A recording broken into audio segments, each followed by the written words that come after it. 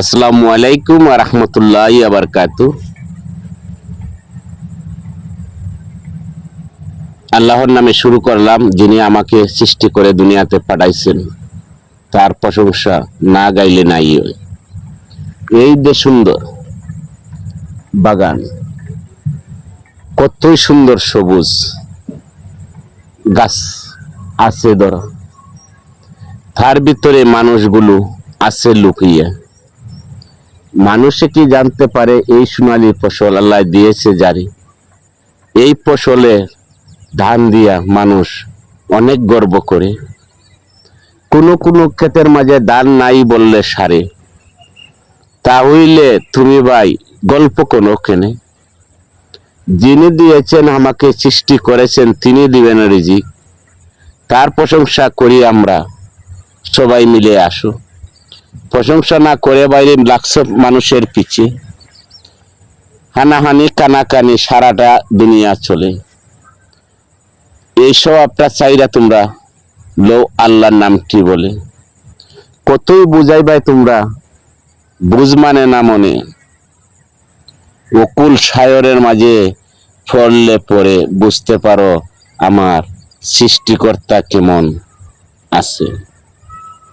বিপদে পড়িলে আমরা ডাকি আল্লাহকে, সুদিনে পড়িলে আমরা ভুলে যাই আল্লাহকে।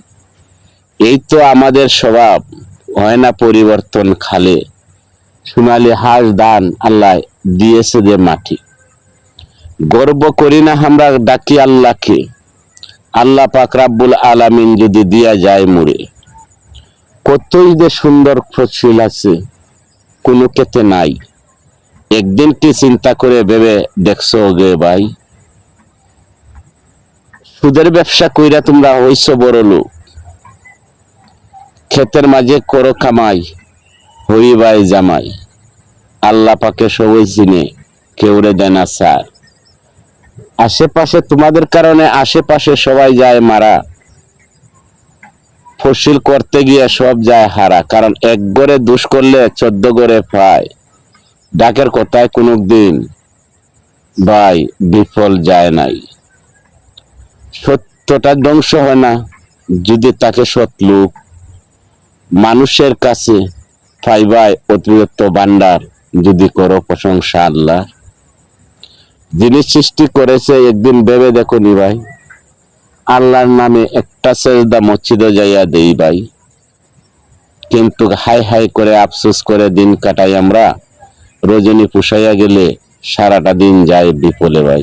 ভালো থাকেন, সুস্থ থাকেন।